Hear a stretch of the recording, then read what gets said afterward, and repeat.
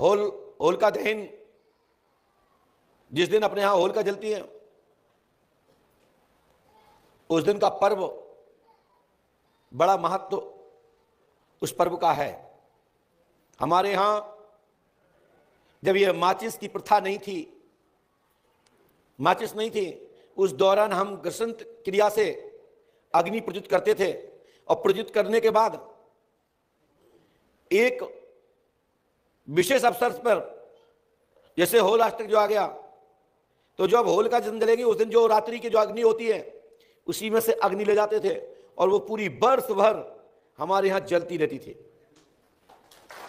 उसी से अग्नियां जाती थी। अड़ोस पड़ोस में भी यदि किसी के यहां चूल्हा जलता था तो उसी से एक अपनी अग्नि को अग्नि से ले जाते थे। ये आपने अपनी प्राचीन मान्यताओं को सुना है। इसका बहुत बड़ा पर्व है। ये अग्नि को, इस भस्म को और उस अग्नि के तप से कितने प्रकार के कार्य होते हैं, कितनी प्रकार की मनोकामना पूरी होती है। विशेषकर तांत्रिक विधि के अनुष्ठानों के लिए सबसे बड़ा महत्ववान यह पर्व है होलिका दहन वाला। उस दिन तांत्रिक विधि से साधना की जाती है। इसकी जो अग्नि अपने घर ले जाते हैं, यह अग्नि का बहुत बड़ा महत्व होता था और है। लेकिन कहते हैं ना, हम तो विज्ञान के युग में हैं, तो विज्ञान के युग में है तो इसलिए तो हम लोग बहुत नुकसान पा रहे हैं। हम विज्ञान के यंत्रों को, विज्ञान के मशीनरों को, लाइट की सत्ता को मना नहीं कर रहे कि स्वीकार मत करो, स्वीकार करो, लेकिन प्राचीन मान्यताओं को भी मत भूलो। इसको बढ़िया से, इस पर्व को मनाना है।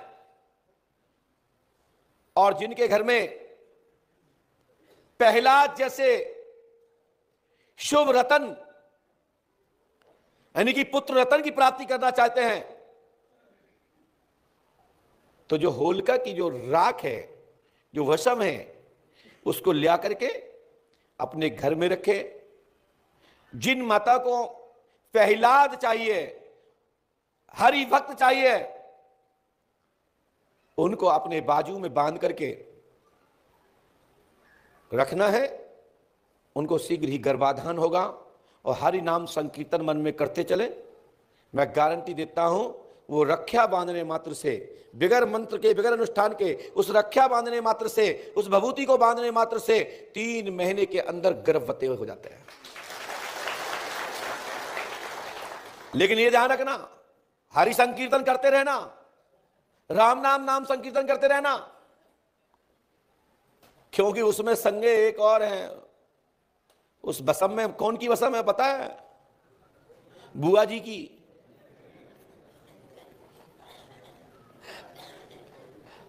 मेरी बात समझ पा रहे हो? तो गड़बड़ हो जाएगा। तो वो रक्षा को बांधने से 3 महीने के अंदर गर्भवती, और वही वर्ष नहीं आ पाएगा और आपको शुभ संतान प्राप्त होगी, यानी पुत्र प्राप्त होगा। एक सज्जन ने कहा, महाराज मुझे पुत्र चाहिए, इसके लिए कोई उपाय करना चाहिए। वैसे तो मैं आपको बता दूं कि संतान हमेशा नेचुरल, अपने कर्म विधान के आधार पर शुभ तिथि में गर्भाधान करना चाहिए। गर्भाधान कब करना चाहिए? शुभ तिथि में। पंचांग को देखें, अपने पुरोहित से पूछें, तब उस प्रकार की क्रिया करें। जब वो बीज बोएं, मैं गारंटी देता हूं आपके घर में शुभ संतान प्राप्त होगी। पहले भी लोग जैसी संतान चाहते थे, उस जैसा ही नक्षत्र ढूंढते थे, उसी नक्षत्र में उस प्रकार की संतान के लिए गर्भाधान की क्रिया से कर आगे मनोकामना पूरी करते थे। ऐसा शास्त्र पुराणों में है कि हमें सात्विक देविक संतान चाहिए या तामसिक चाहिए। राक्षस प्रवृत्ति की संतान चाहिए या देविक, तो उसके नक्षत्र के आधार पर जैसा गर्भाधान उस स्थिति में करोगे, उसी ही संतान प्राप्त होगी। लोग कहते हैं हम तो जिंदगी भर पूजा पाठ करी, लेकिन ना मालूम ये नालायक मेरे घर में जन्म गया, जब से जन्मा और बड़ा हुआ तब से उसने मेरा विनाश कर दिया।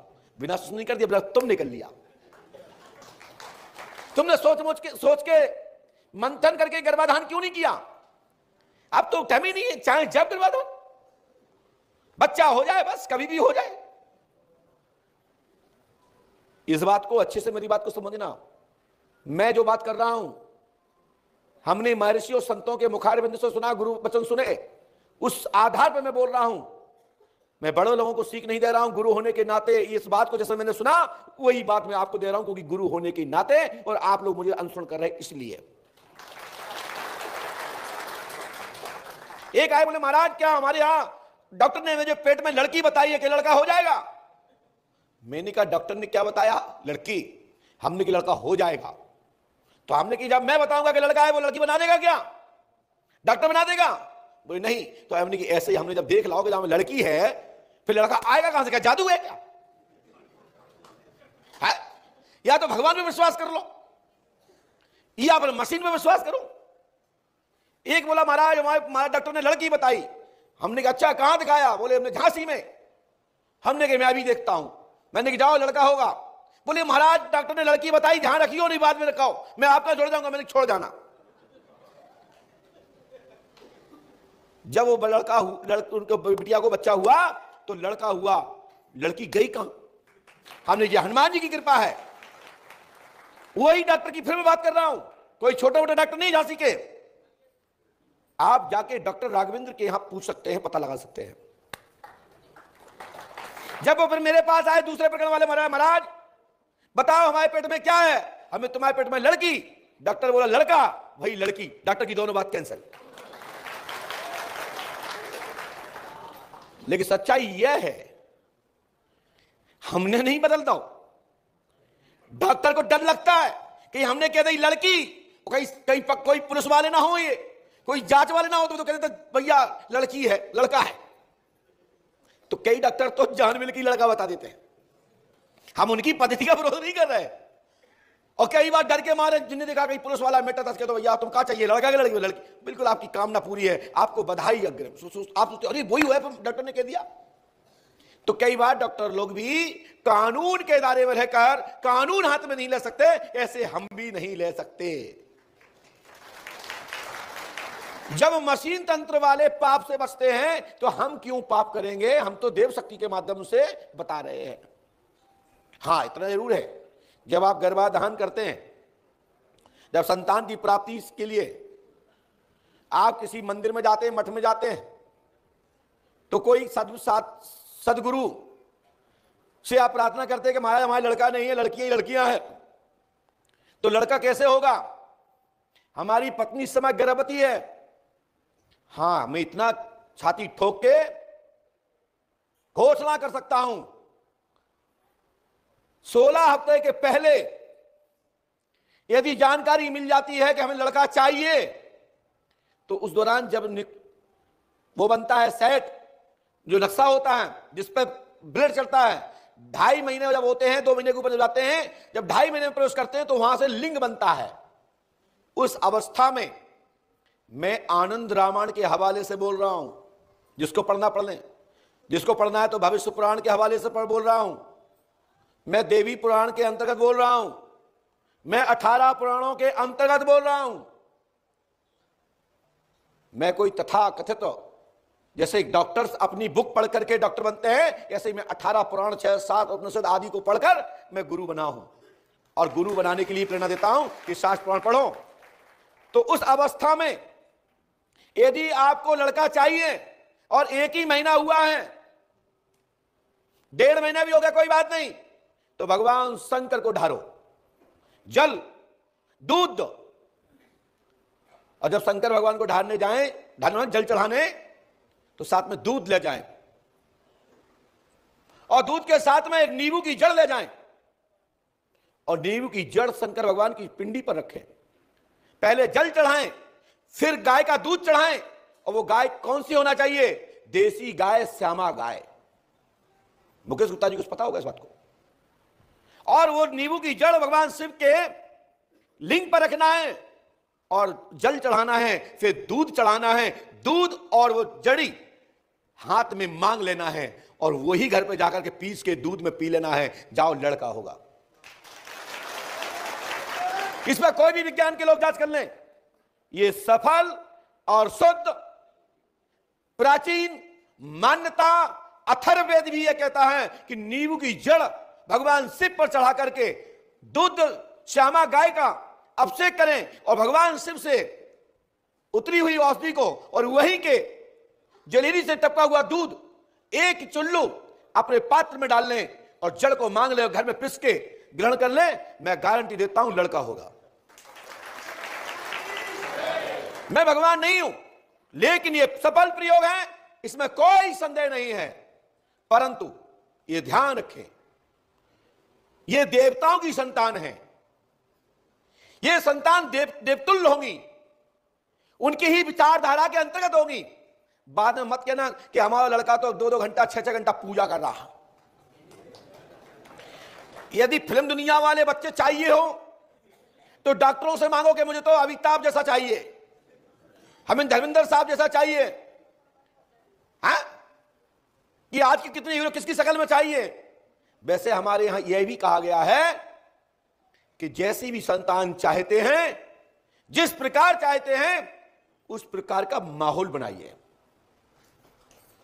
हमारे घर में डॉक्टर भी इस बात को मानते हैं, जब कोई माता बहन गर्भवती हो जाती है तो उनके आसपास में छोटे छोटे बच्चों के चित्र लगवा देती है और एक बुक दे देती है कि आप देखिए किस समय तुम्हारा बच्चा इतने महीने का हो गया है, इस समय इस स्थिति में है। लेकिन कई बच्चे जन्म लेते ही वो दंड हो जाते हैं, इसलिए हो जाते हैं कि वो पूरे 9 महीने बाप माताई की आपस में लड़ाई सुनते हैं, घर की किटकिट सुनते हैं, इसलिए बच्चे उसे बन जाते हैं। कई लोग महाभारत से बच्चे जाते हैं, महाभारत करने लगते हैं। इसका प्रमाण है कि जब अभिमन्यु जब घर में था तो अर्जुन चक्रव्यूह का भेद अपनी पत्नी को सुना रहे थे। मेरी बात सुन पा रहे हो, समझ पा रहे हो? तो वो 7 द्वार का पूरा कहानी सुनी होगी जिसमें गुरु द्रोणाचार्य जी के द्वारा रचा गया था, जिसमें अभिमन्यु का वध हुआ था। तो ये प्रमाण लॉजिकल है।